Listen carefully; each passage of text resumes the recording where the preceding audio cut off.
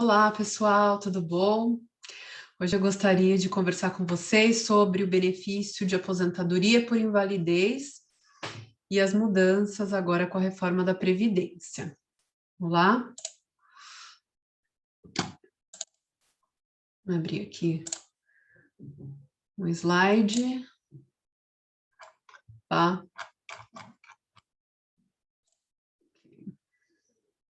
Tá.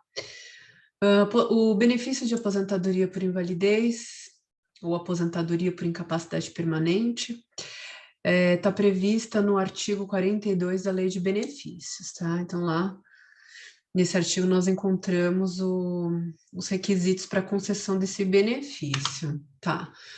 E qual é o evento? O que precisa acontecer? Quais são os requisitos para concessão do benefício de aposentadoria por invalidez? É necessário que o segurado esteja com uma incapacidade total e permanente que o impossibilite de exercer a mesma ou qualquer outra atividade laborativa.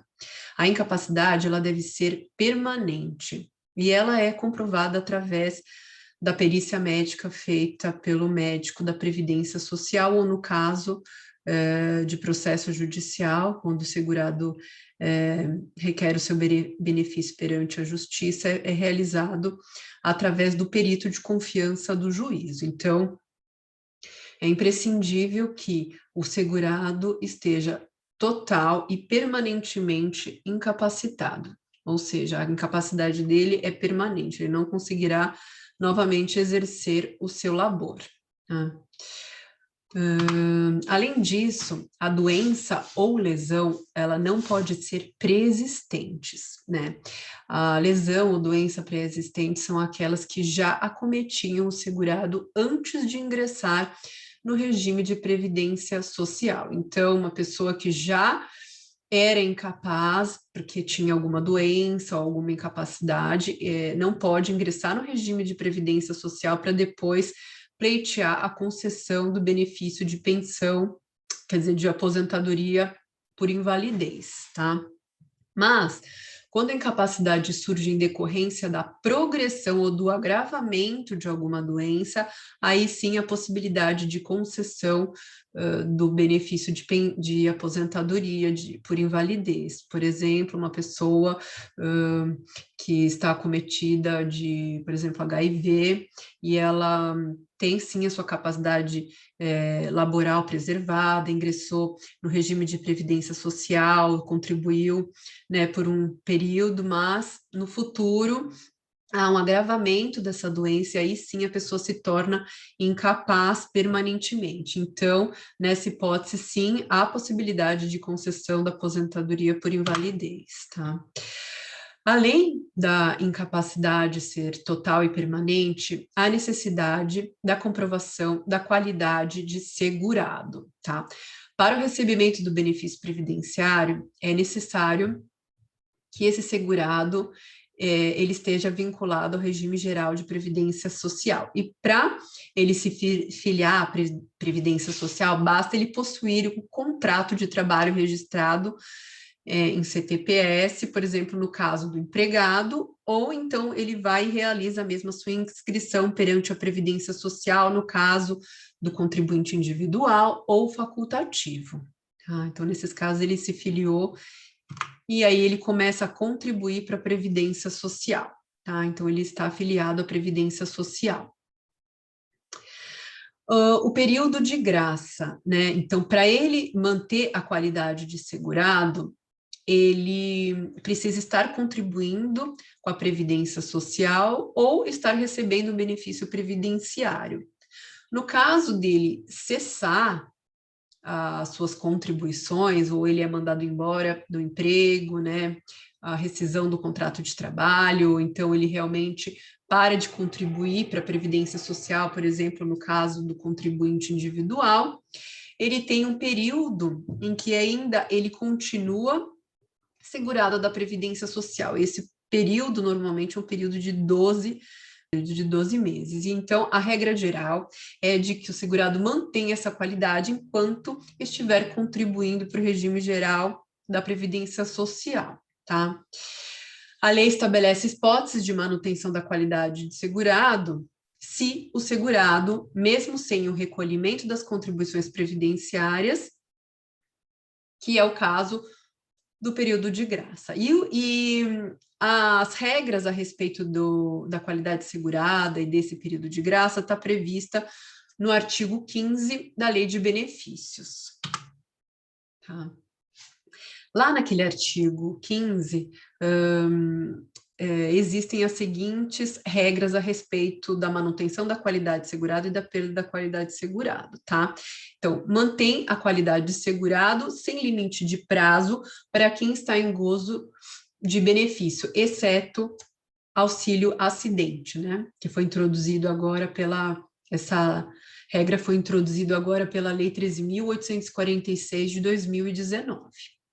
A segunda hipótese é que mantém a qualidade segurada até 12 meses após a cessação das contribuições ou do benefício previdenciário por incapacidade, tá? Então, a pessoa para de contribuir, ela mantém aquele período de graça por 12 meses, a partir da data da última contribuição ou da data da cessação de algum benefício previdenciário, tá?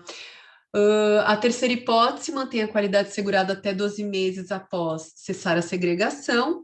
A quarta possibilidade mantém a qualidade segurada até 12 meses após o livramento do segurado recluso. A quinta possibilidade mantém a qualidade segurada até 3 meses após o licenciamento do segurado que prestou serviço militar, e a última hipótese, que mantém a qualidade segurado até 6 meses após a cessação das contribuições para o segurado facultativo. Então, no caso do segurado facultativo, ele perde a qualidade de segurado após a cessação das contribuições pelo período de 6 meses, né? Então, um período um pouco menor.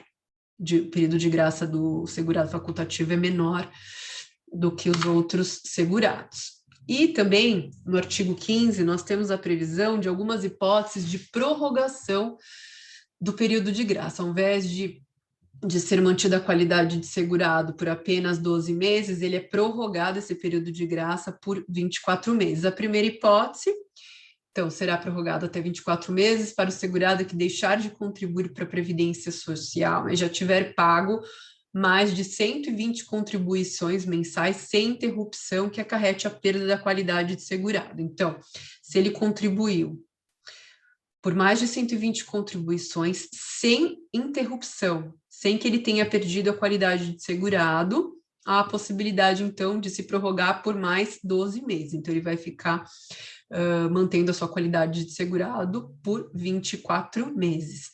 A segunda hipótese, prorroga-se até 24 meses para o segurado que deixar de contribuir para a Previdência Social porque está desempregado, desde que comprovada essa situação por registro próprio do Ministério do Trabalho e Emprego. O registro de empregado é aquele feito para fins de requerimento de seguro-desemprego no Ministério do Trabalho e Emprego. Então, ele vai comprovar através dessa inscrição para recebimento do seguro-desemprego. Então, vai se prorrogar por mais 24 meses, no caso do segurado desempregado que comprove essa situação. Tá? E a terceira hipótese se prorroga até 36 meses para o segurado desempregado que tiver mais de 120 contribuições mensais sem interrupção, que acarrete a perda da qualidade de segurado, desde que comprove essa situação no órgão do Ministério do Trabalho e Emprego. Então, aqui você vai conjugar as duas hipóteses anteriores, a de possuir mais de 120 contribuições sem interrupção pela perda da qualidade de segurado, e também a segunda hipótese, que é de estar desempregado desde que comprovada a situação de desemprego. Com relação a essa hipótese de desemprego, né, esse período de prorrogação do período de graça, nós temos a súmula 27 da Turma Nacional de Uniformização, que entendeu o seguinte, que a ausência de registro em órgão do Ministério do Trabalho não impede a comprovação do desemprego por outros meios admitidos em direito. Né? E o STJ, em incidente de uniformização de interpretação de lei federal, decidiu que a situação de desemprego pode ser comprovada por outros meios de prova que não apenas o registro no Ministério do Trabalho e Emprego. Então, a conclusão é de que a ausência de anotação laboral na CTPS do requerido não é o suficiente para comprovar a situação de desemprego, mas você não precisa estar restrita à comprovação tão somente através da inscrição para o recebimento de seguro-desemprego. Você pode comprovar essa situação também através de outros meios de prova, né? Mas não pode esse único meio de prova ser tão somente a ausência de anotação na CTPS. Então, esse é o entendimento atual a respeito desse tema. Quando ocorre a perda da qualidade de segurado? Que a perda da qualidade de segurado ocorrerá no dia seguinte ao término do prazo fixado no plano de custeio da Seguridade Social para o recolhimento da contribuição referente ao mês imediatamente posterior ao final dos prazos fixados nesse artigo e seus parágrafos. Assim, ocorre a perda da qualidade de segurado após o 16º dia do segundo mês subsequente ao término do período de graça. Tá? Então, nós temos aquele período de graça, após transcorrer esse período de graça, efetivamente vai ocorrer a perda da qualidade de segurado após o 16º dia do segundo mês subsequente a esse período. Vamos dar um exemplo aqui para ficar mais claro. Caso o segurado tenha sido demitido no dia 15 de maio de 2019, ficou em situação de desemprego e recebeu o seu seguro-desemprego. Tá? Então, ele tem como período de graça comum aqueles 12 meses. Então, do dia 15 de 5 de 2019, ele vai ter direito à primeira prorrogação, que é de 12 meses. Então, ele vai prorrogar do dia 15 de maio de 2019 para o dia 31 de maio de 2019. Desculpa, de 2020, ou seja, 12 meses depois. Só que no exemplo, ele está numa situação de desemprego. Nesse caso, há aquela prorrogação de mais 12 meses do período de graça. Então, do 31 do mês de maio de 2020, mais 12 meses, vai dar 31 de maio de 2021. Tá? Aí você soma a essa data o 16º dia do segundo mês subsequente ao término do período de graça, que vai cair no dia 16 de julho de 2021. Ou seja, caso o segurado não recolha contribuições até o dia 15 de julho de 2021, então ele perderá a qualidade de segurado, conforme esse exemplo dado acima, no dia 16 de julho de 2021. O artigo 5º aqui, ele traz todas essas regras a respeito da qualidade de segurado. Vale a pena uma breve leitura para fixar esse conceito, tá? Bem... a carência. A carência é o número mínimo de contribuições que é necessário o segurado possuir para a concessão de determinado benefício da Previdência Social, certo? No caso da aposentadoria por invalidez, é necessário ter pelo menos 12 contribuições mensais, conforme o artigo 25, inciso 1, da Lei 8.213, tá? Então, é necessário para aposentadoria por invalidez 12 contribuições, tá? O artigo 26, inciso 2, estabelece que são hipóteses de dispensa de carência os casos de acidente do trabalho, doença profissional ou doenças e afecções específicas da lista do Ministério da Saúde e Previdência Social. Então, nos casos de acidente do trabalho ou doença profissional, né, vai ser concedido, nesse caso, o benefício de aposentadoria por invalidez acidentária. Esse benefício ele tem requisitos diferentes da aposentadoria por invalidez previdenciária. Então, nesse caso, não vai ser necessário comprovar a carência mínima para concessão do benefício de aposentadoria por invalidez acidentária. E também, não só nos casos dos benefícios acidentários, mas no caso de determinadas doenças que estejam nessa lista do Ministério da Saúde e Previdência, que é, por exemplo, algumas aqui: tuberculose, alienação mental, neoplasia maligna, cegueira, tal. Então, tem esse conjunto de doenças que dispensa a comprovação da carência. Ainda o artigo 27A, que traz a hipótese de perda da qualidade de segurado para fins de concessão do benefício de auxílio-doença, aposentadoria por invalidez, salário-maternidade, auxílio-reclusão, o segurado deverá contar, a partir da nova filiação, com metade dos períodos previstos no inciso 1, 3, 4 do caput do artigo 25 da Lei de Benefícios. Então, nesse caso aqui, ocorreu a perda da qualidade de segurado, o segurado ele pode retomar a sua carência, né, as contribuições que ele já havia efetuado anteriormente à perda da qualidade de segurado, ele pode aproveitar novamente essas contribuições para efeito de carência, se ele, quando retornar ao regime geral de previdência, quando ele retornar a contribuir para o regime geral de previdência social, ele pelo menos contribuir com metade da carência necessária. Então, no caso aqui, seriam 6 contribuições mensais, né? Então, para você conceder o benefício, você precisa de 12 contribuições mensais. Perdeu a qualidade de segurado, mas já tinha,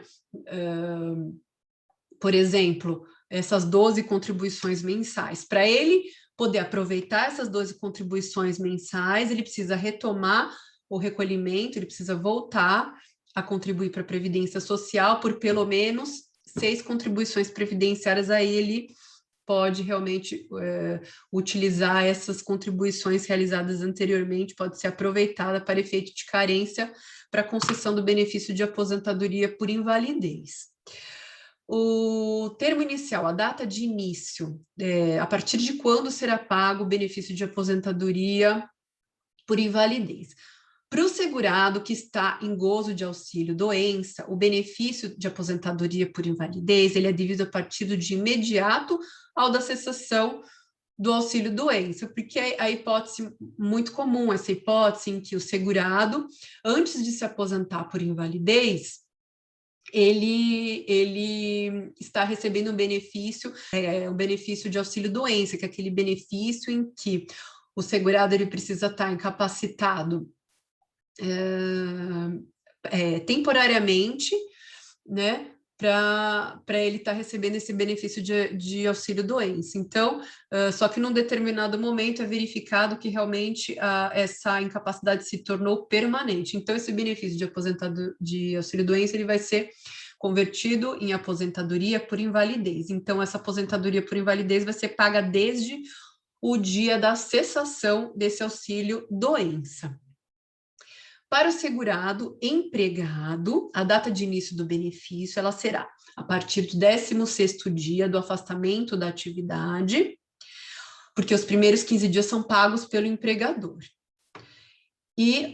Ou então a partir do requerimento administrativo, quando ele estiver afastado por mais de 30 dias, tá? Nesse caso do empregado. Para os demais segurados, como doméstico, trabalhador avulso, contribuinte individual, segurado facultativo, segurado especial, a partir do início da incapacidade ou, se requerido após 30 dias, a partir do requerimento administrativo, tá? Mas a hipótese mais comum é a primeira mesmo, é a partir da data da cessação do auxílio-doença, mas caso não haja auxílio-doença e haja diretamente o pagamento desse benefício de aposentadoria por invalidez, o empregado e os demais segurados, a data de início da aposentadoria serão essas aí, tá bom? Quando termina o pagamento do benefício de aposentadoria por invalidez? Quando ocorrer a recuperação. Se eventualmente mesmo a pessoa é aposentada por invalidez, em que é constatada aquela incapacidade permanente, mesmo assim pode acontecer da pessoa conseguir retornar ao trabalho. Aí no caso de retomada da capacidade laboral, a pessoa simplesmente cessa o benefício previdenciário dela. Se for dentro de 5 anos, ele cessa na hora. Se a recuperação ocorrer após 5 anos, aí essa cessação será gradual. Então, nos 6 primeiros meses, o valor será pago de forma integral, depois, os próximos 6 meses, no valor de 50% do valor do benefício, e depois, nos últimos 12 meses, 75% do valor. Tá? Também cessa a aposentadoria por invalidez, caso o segurado retome, verificado que ele retornou à atividade laborativa, né? E, por fim, da data quando ocorrer o óbito do segurado, também acontece a cessação desse benefício. O segurado que recebe esse benefício, ele também deve cumprir com suas obrigações. Lá no artigo 101 da Lei de Benefício, ela estabelece que o segurado em gozo tanto do auxílio-doença, aposentadoria por invalidez, o pensionista inválido, eles são obrigados, sob pena de suspensão do benefício, a submeter exame médico a cargo da Previdência Social, processo de reabilitação profissional, no caso, principalmente mais daqueles segurados que recebem auxílio-doença, né? Por ela prescrito ou custeado, e tratamento dispensado gratuitamente, exceto o cirúrgico e transfusão de sangue, que são facultativos. Então, o aposentado, ele deve se submeter ao exame médico a cargo da Previdência Social. No caso da aposentadoria por invalidez, ele é convocado de 2 em 2 anos para esse exame médico. Então, ele também tem que cumprir com essa sua obrigação. Quanto que o segurado aposentado por invalidez, ele vai receber a título de benefício de aposentadoria por invalidez? A renda mensal, quanto ele vai receber todo mês? Antes da reforma da Previdência, antes da emenda constitucional 103 de 2019, ele recebia 100% do salário de benefício, tá? Agora, após a reforma da Previdência, houve alguma modificação. Então, ele vai receber 60% do salário de benefício, acrescido de 2% a cada ano de contribuição que exceder 2 anos para o homem ou 15 anos para a mulher. Tá?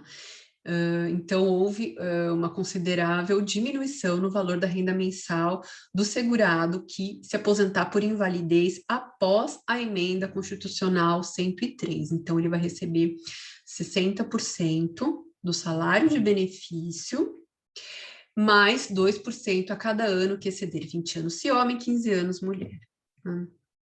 Só que no caso de benefício acidentário, ele vai continuar recebendo 100% do salário de benefício, tá? No caso de acidente do trabalho, doença profissional, continua recebendo 100% do salário de benefício. Tá? Essa renda mensal inicial poderá ser acrescida de 25%, caso seja constatado que o segurado necessite de assistência permanente de outra pessoa. Tá? Então, aqueles segurados que precisam realmente de assistência, né, de terceira pessoa, então eles conseguem receber esse acréscimo, se constatado pela perícia médica realmente essa necessidade, ele consegue receber esse acréscimo de 25%, tá? E ela cessará com a morte do segurado, e também esse acréscimo não poderá ser incorporado ao valor da pensão por morte. Caso ocorra o falecimento desse aposentado, os seus dependentes, quando forem requerer a pensão por morte, eles terão direito somente ao valor do benefício e não esse acréscimo de 25%. O benefício de pensão por morte, o benefício de aposentadoria por invalidez, ele não pode ser cumulado com o auxílio-doença, com qualquer outra aposentadoria, com seguro-desemprego, abono permanência, auxílio-reclusão benefício assistencial, auxílio acidente. Com relação à acumulação da aposentadoria com auxílio acidente, antes da Lei 9.528, de 1997, o auxílio acidente e aposentadoria, eles poderiam ser pagos, eles coexistiam sem qualquer regra de exclusão ou cômputo recíprocos. Então, os segurados recebiam esses dois benefícios cumulativamente. Após essa lei, 9.528 de 97, o valor do auxílio acidente ele passa a ser computado como salário de contribuição do benefício de aposentadoria, no caso aqui, aposentadoria por invalidez, tá? Agora sim, a jurisprudência do STF evoluiu no sentido de que somente é possível a acumulação do auxílio acidente com aposentadoria se a lesão incapacitante geradora do auxílio acidente e a concessão da aposentadoria forem anteriores às alterações antes referidas. Essa é uma súmula, é a súmula 507 do STJ, que estabeleceu o seguinte: a acumulação de auxílios acidente com aposentadoria pressupõe que a lesão incapacitante e a aposentadoria sejam anteriores a 11 de 11 de 97, observado o critério do artigo 23 da Lei 8.203 de 91 para a definição do momento da lesão nos casos de doença do trabalho profissional ou do trabalho. Então, a jurisprudência fixou esse entendimento no sentido de que, para acontecer a acumulação entre o auxílio acidente e a aposentadoria, é necessário que a lesão e a aposentadoria, a lesão incapacitante e a aposentadoria sejam concedidas antes de 11 de 11 de 1997, que é com o advento dessa lei 9.528, tá? Então, essa é a regrinha que está vigendo agora.